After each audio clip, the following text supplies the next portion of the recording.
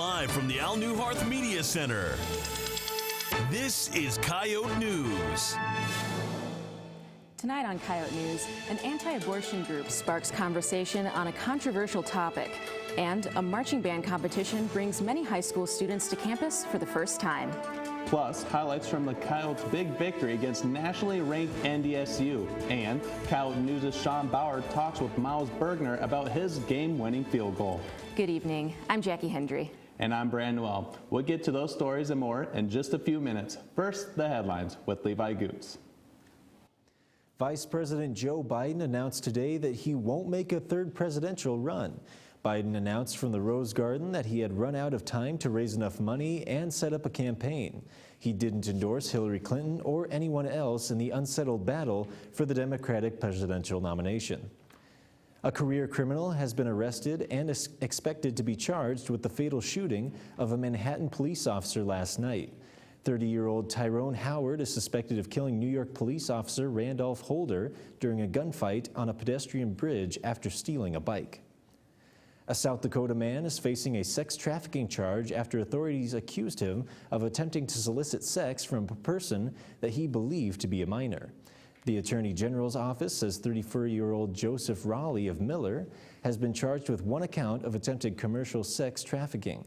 Raleigh was arrested Friday after he allegedly answered an advertisement placed by law enforcement on a classified advertising website. And those are your headlines. The night following USD's big win against North Dakota State, Vermilion police busted a massive house party where authorities issued almost 100 tickets. Coyote News' Michael Guerin spoke with Vermilion police about what went down on Saturday night. Jackie, the house party was located near the intersection of North Dakota and Clark's Streets. Vermilion police tell me they received a complaint of a loud party at the residence. They responded shortly after at 1 in the morning. When police arrived, they found minors at the party. The renters wouldn't consent to do a search, so VPD got a search warrant and began issuing citations. Police Chief Matt Betson tells me there were 99 tickets issued. He doesn't know the number of minors, but he says most of the tickets are for underage consumption and possession. Betson says in a statement that Saturday's bust has a high number of citations, but it isn't a record. He says there have been parties of this size in the past, but Betson says this is the biggest one in the last couple of years. And Jackie, VPD had 8 officers respond to the scene, and they also got assistance from University Police. Can you tell us, did anyone receive any charges other than minors? Yeah, there were a few others. One was social hosting. Another person was charged with resisting arrest, and 2 people were charged with giving authorities fake names. Thanks, Michael. You may have recently seen colorful messages written on sidewalks across campus promoting anti-abortion views. On this week's Yote Report, Michaela Feldman explains how one student group is trying to spark conversation about a prominent societal issue. It's one of the more controversial subjects in the political world. 2 weeks ago, students here in Vermilion woke up to the campus sidewalks lined with little pink and blue hearts. Founder of Yotes for Life, Kimberly Whelan, says the chalk hearts give those on campus a visual representation about abortion. Our goal definitely wouldn't be to shove our beliefs down their throat or to make them believe as we believe, but just to show them a different way of thinking. Each heart that was drawn represents every unborn child in the United States whose heart was stopped because of abortion. The Yotes for Life group drew 3,500 hearts all throughout campus, with the majority of them being in front of the muck. Along with the hearts, pro-life advocates wrote messages of love. Others on campus responded in chalk with, "It's not a matter of love." Senior Peyton Hunt says when he first saw the hearts, he didn't have an opinion because he didn't know what they were for. I personally didn't know what it was, so I think the advertising of what they were trying to get was not effective at all. Whelan says there was some negative feedback from the chalking. People would start erasing things on the sidewalk or get upset because we drew chalk in certain areas of campus. Whelan says the group's goal was to get people talking about abortion, and the chalking accomplished that. For the Yote Report, I'm Michaela Feldman. Yotes for Life meets every Wednesday night at 8. On Monday, the Academic and Career Planning Center kicked off their career week by hosting internship quests for students. To start the event, students with previous internship experience spoke about how beneficial networking is to a successful career.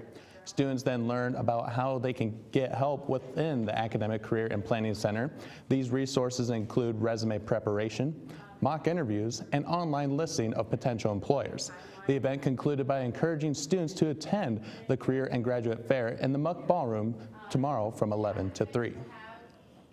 Students can continue their career preparation with a 3rd annual Media and Journalism Fair next Monday in the Al Newharth Media Center. Coming up after the break, a USD fraternity plans to build a new house near the Dakota Dome. Plus, how an etiquette dinner is teaching students proper dinner manners. Stay with us.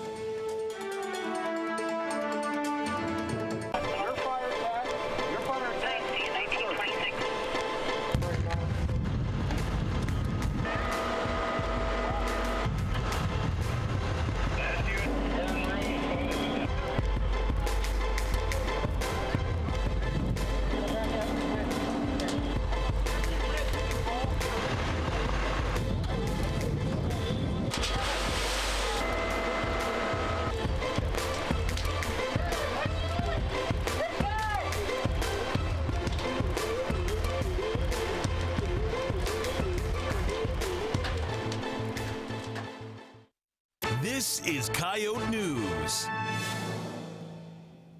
For the first time since 2005, a USD fraternity is building a new house. Sigma Alpha Epsilon plans to move to a new location as well.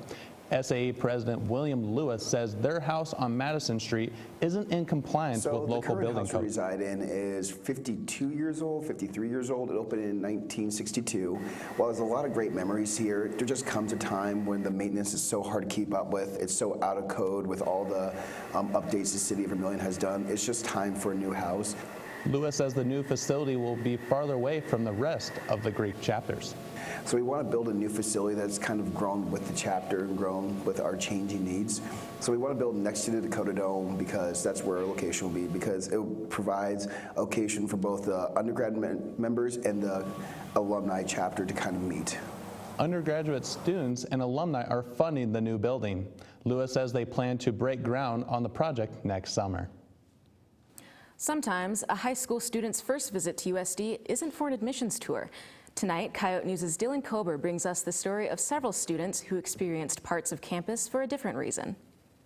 On Saturday, the Dome was filled with students from 4 different states for the Quad State Field Marching Competition. For many students, this is their first time on the USD campus. Matt Vogel of Hooper, Nebraska, didn't get to see much of the campus, but is already impressed with the school. I think from what I saw, the other bands and people, it was just a good school. And like, people treat each other well. Matt is only a freshman in high school, but says he would consider USD for college. Nicholas Peterson of Madison, South Dakota, is a senior who hasn't yet decided on a college for next year, but hasn't ruled out USD. He even has a favorite building on campus. Honestly, probably the Dome. It's just an amazing structure, just to look at and to see bands perform in this. The competition featured 23 bands who were judged on their music, overall effect, percussion, and visuals. The event was put on by U.S. bands who selected judges from Florida, Illinois, and New York. Small bands competed right alongside some of the larger schools from Sioux Falls. I enjoyed competing with the bigger bands and comparing our little band to some of the biggest ones. The event concluded with an exhibition performance from the USD Marching Band. The high school students experienced a college performance in the hopes they may one day be performing for USD. For Coyote News, I'm Dylan Kober. USD band director Jonathan Alvis also spoke to students, reminding them to never lose interest in music. Many college students may know how to make ramen noodles in the microwave, but may not know how to properly display table manners in a business setting. That's why USD Student Services hosted a 4-course meal to teach students the proper way to eat around that very important future business dinner. The first bit of advice was to avoid adjusting the food with salt and pepper before tasting. Next, students were told to eat one item at a time, and when confused about how to act, to follow those around you. Other tips included how to properly set the table, when to hold an object, and when it's polite to use your hands. The most important advice from Student Services: create friendly conversation with those at the table. Now, more than 80 coyotes have the knowledge of proper table etiquette. Coming up after the break. A Broadway artist hosts a benefit concert for theater scholarships, and a fashion show aims to raise money for Relay for Life. Stay tuned. Fostering is when you take in an animal into your home and you take care of them until we can find them a permanent forever home. If you can find it in your heart to do it, it's rewarding. We do all the vetting, the neutering, the spaying, the medications. The Humane Society has lots and lots of great dogs and cats that can pull at your heartstrings and make you realize you got a little more to give. This is Coyote News. On Saturday, former Broadway artist and South Dakota native Joseph Mahowald visited Vermilion to support the USD Theater Scholarship Program. Mahowald's benefit concert showcased his talent and experience on Broadway.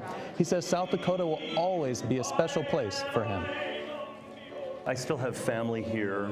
It's just a place that, I don't know, I call home. I still call home. You know. Mahowald has appeared in hit Broadway shows, including Jekyll and Hyde and Les Miserables. I was in Les Mis twice, two different occasions. I debuted as Enjolras in the 90s, and then I was Javert in the 2000s. To close the concert, Mahowald performed several songs from Les Mis, including Do You Hear the People Sing and Bring 'Em Home. Mahowald says that being on Broadway is the best job in the world, and he would return to it in a heartbeat. Over the weekend, a group of local women called Epsilon Sigma Alpha showcased wedding dresses from the past century. As Coyote News' Carmen Susan reports, the event wasn't just a fashion show, but a fundraiser as well. The theme for the Relay for Life event was She Said Yes to the Dress. The fashion show took place at the First United Methodist Church on North Dakota Street. Sorority and community members donated the 22 dresses that were showcased. A member of the committee, Barbara Campbell, says organizing the event didn't go without challenges, including finding the dresses. Some of the people we asked no longer had them. Then the challenge was to find models that would fit in the dresses, because most of us couldn't wear the dresses that we wore a long time ago. Plans for the event began in the spring. From the venue to the dresses, the committee's efforts paid off. In the end, the Theta Omega chapter was able to get a location and a fitting theme, a history of wedding dresses.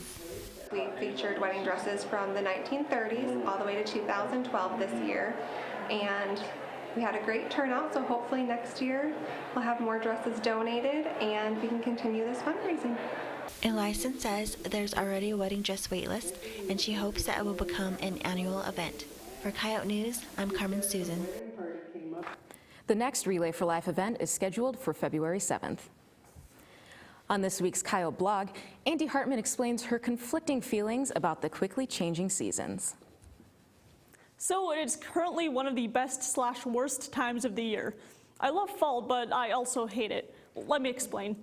I like the changing colors of the trees and the fun sounds the leaves make when you step on them.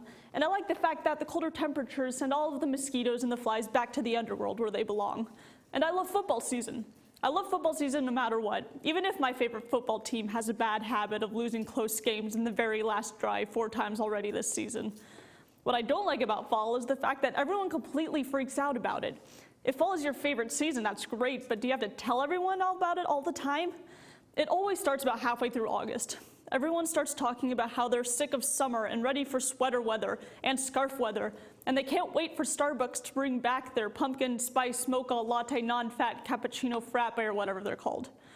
And then the colder weather comes, and for about 3 weeks everyone's excited to break out their scarves and their boots and go to the pumpkin patches.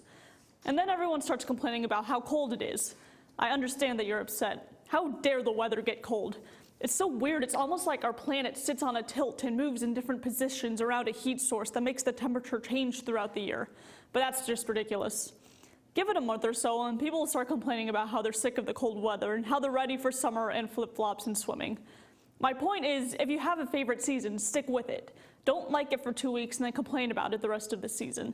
For Coyote Blog, I'm Andy Hartman. Thanks, Andy. Coming up after the break, highlights from the Coyotes' road victory over number 2 NDSU. Plus, the women's volleyball team scores their 3rd home victory. Stay with us.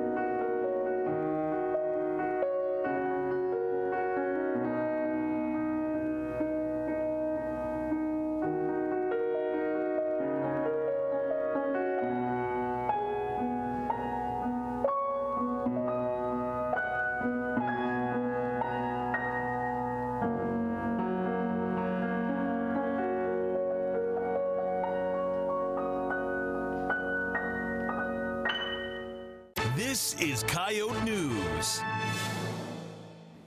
Tonight on Coyote Sports, the Coyote football team scores a big win over a national powerhouse.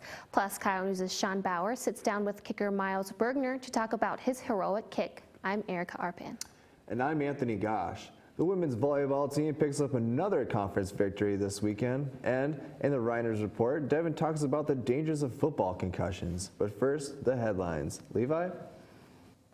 The University of Louisville men's basketball program is coming under scrutiny for a reported sex scandal. 5 former players and recruits reported that they attended parties at a campus dorm that included strippers paid for by graduate assistant Andre McGee. McGee is said to have paid strippers to dance at the party and have sex with members of the team and recruits. Louisville head basketball coach Rick Pitino says he had no knowledge of the parties. Atlanta Hawks swingman Thabo Seolosha is suing the NYPD for up to $50 million after suffering a broken leg when he was arrested outside a New York City club last April. Sefolosha was found not guilty of 3 charges related to the event and says he claims the officers gave him permanent injuries. And those are your headlines. As the clock ticked to 0 on Saturday, Miles Bergner's 33-yard field goal gave the Coyote football team the upset victory against 4-time defending champion NDSU. The Coyote victory snapped the Bison's 26-game home conference winning streak, ended the Coyotes' 14-game conference skid, and was the first USD victory at the Fargo Dome since 1978. Bergner and quarterback Ryan Sager were named Missouri Valley Conference Players of the Week for their performances against the Bison. Bergner hit all 3 extra points he attempted, the game-winning field goal, and set a new personal best with a 49-yard punt average in the game. Sager accounted for all 3 USC touchdowns, passing for 2 and running for 1. He threw for 202 yards and ran for 92 yards to lead the Coyotes in the win. USD returns to the Dakota Dome on Saturday as they host Missouri State and will look to get above the 500 mark on the year. Coyote News' Sean Bauer met with Miles Bergner to discuss the significance of his game-winning kick against NDSU. Sean? Thanks, Erica. Miles Bergner's winning kick on Saturday was one of the greatest moments in recent Coyote football history. I sat down with Bergner yesterday to discuss the emotions and pressure that came with the game-winning score. First off, just let me know, what was your pre-snap routine? You know, what was going through your head before you went out and made the kick? You know, for me, a lot of the thing is being positive about things. So I actually had a flashback to a moment from last year with my dad, just practicing out on my high school's field, and he said, "Hey, this kick is to beat the NDSU Bison," just as a joke or whatever. And I knocked that one down, but I just thought it was funny. And, you know, I started thinking about all the things that had gotten me to that moment and prepared me for that situation, and that being one of them. But also, you know, thinking about my teammates and how much this meant to them and how much that they needed this and they deserved this. So that's really what kind of propelled me through putting that ball through the uprights. Okay. Once you struck the ball, did you know immediately it was good, or were you still like holding your breath a little bit? I've never been more confident about a kick in my life after it left my foot. I hit it, and I just looked up to check, and then before it even made it to the uprights, I was hugging Munchie, my holder. So. As far as, you know, historical context, you know, this kick's going to go down as one of the more famous moments in South Dakota history so far. I guess, what does that mean to you, knowing that you were part of one of the biggest plays in the program? It's kind of funny. It still doesn't seem real. It still feels like it was just a dream, and it didn't happen. But I guess it did. And if people can tab me with the legend thing, or they can say that you're a hero or whatever. I just, you know, I did my job. And the guys around me deserved it, and that's really what it was. It was just me doing my job. We won a game because of that, and it doesn't matter who you play; it's a faceless opponent. And you know, it just happened that day to be the NDSU Bison. Bergner says the team needs to come down from the emotional high of the win and start focusing on Missouri State this weekend. While the Coyote football team prepares for Missouri State this weekend, they'll have to do it without starting running back Trevor Balma, who broke his arm on Saturday and will miss the rest of the season. Balma broke free for a 14-yard run on USD's game-winning drive and broke his arm when he was tackled to the ground. Balma's broken arm is the same arm he broke last year and will require surgery. Balmo was the leading rusher for the Coyotes and the 5th leading rusher in the Missouri Valley Conference at the time of his injury. On Saturday night, the USD volleyball team upset defending champions IUPUI. The Coyotes scored their 3rd home victory by beating the Jaguars 3-1. Audrey Reed, Haley Doseth, Haley Jorgensen, and Lindsey Brown reached double-digit totals for South Dakota. Jorgensen and Brown added to the double-digit kill total with 10 and 12 kills apiece. Sophomore Brittany Jessen received her match high with 58 assists. The Coyotes gained an early lead by taking the first set 25-21. IUPUI bounced back in set 2, winning 25-21, tying the game. The Coyotes controlled the remainder of the game, winning the 3rd and 4th set. The Coyotes will be back in action on Saturday against Fort Wayne in the Coyote Den. Junior golfer Brenna Lervick continues to rack up to the top 5 finishes. She and freshman teammate Jennifer Vincent each tied for 4th place at the Creighton Classic, which concluded yesterday. Lervick and Vincent's finishes helped lead the Coyotes to a 3rd place finish out of 8 teams at the Classic. This is Lervick's 3rd top 5 finish in 4 events this fall, while it's the first career top 5 finish for Vincent. USD's final fall meet will take place on November 2nd as they travel to Gulf Shores, Alabama for the UAB Fall Beach Blast. The Coyote women's soccer team scored a 2-0 victory against Omaha on Sunday afternoon. South Dakota led 11-7 in shots, with 6 shots on goal to Omaha's 3.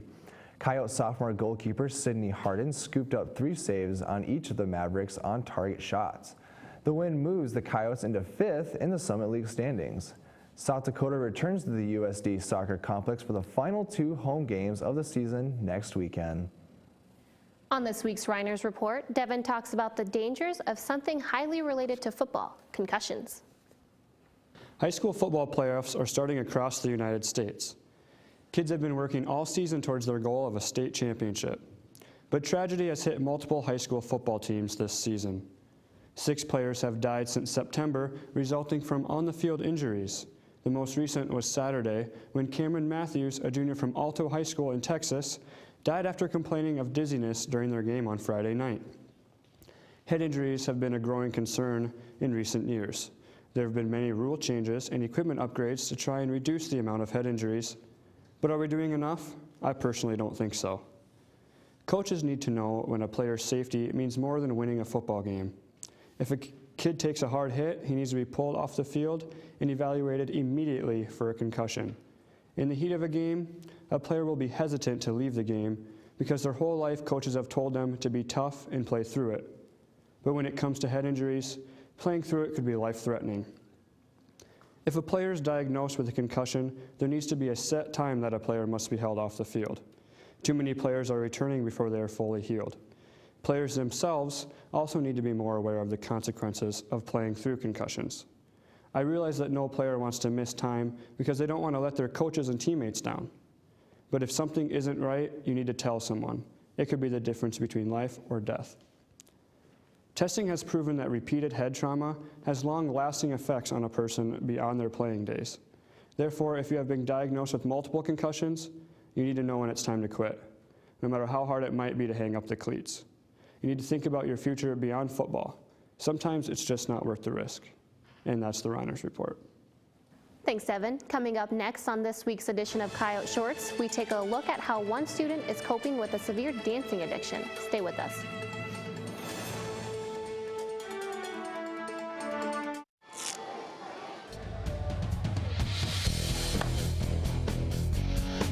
Climbing's awesome because it's challenging, both mentally and physically. You gotta love climbing because even when you're not climbing, you get a great view.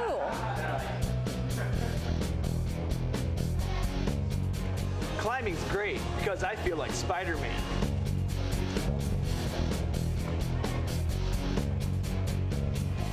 Climbing is great, because even my nerd friends can do it.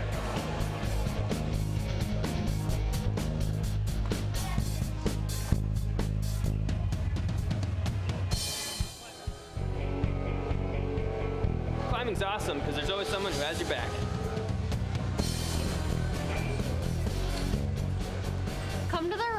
figure out why climbing's awesome for you.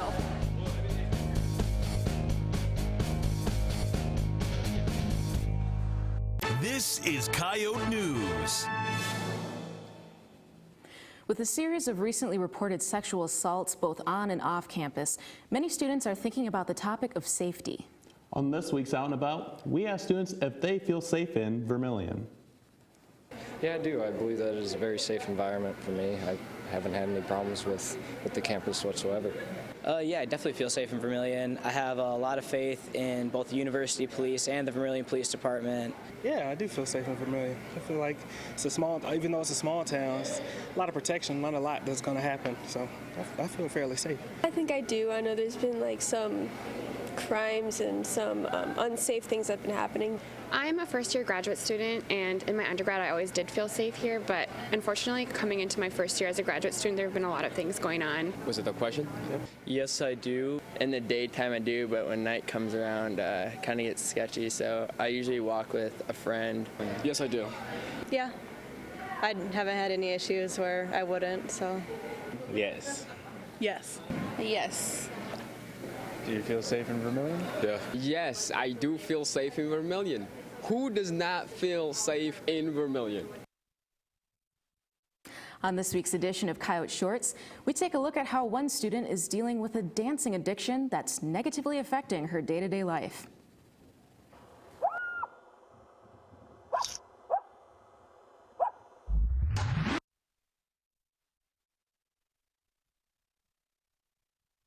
My name is Alexa, and I'm addicted to whipping and nay-naying.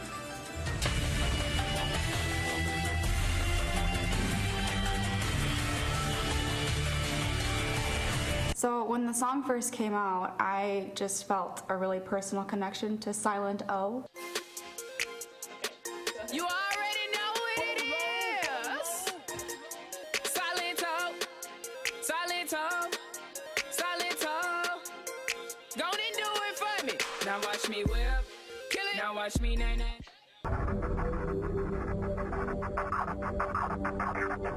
And I just started doing it, and now every time I move, when I sleep, I hardly get any sleep anymore because everything's moving, especially my hands. And it's just affecting every part of my life. Alexa's nay-naying has torn our relationship apart. I've turned to drink to dull the pain. Here's to you, Silento.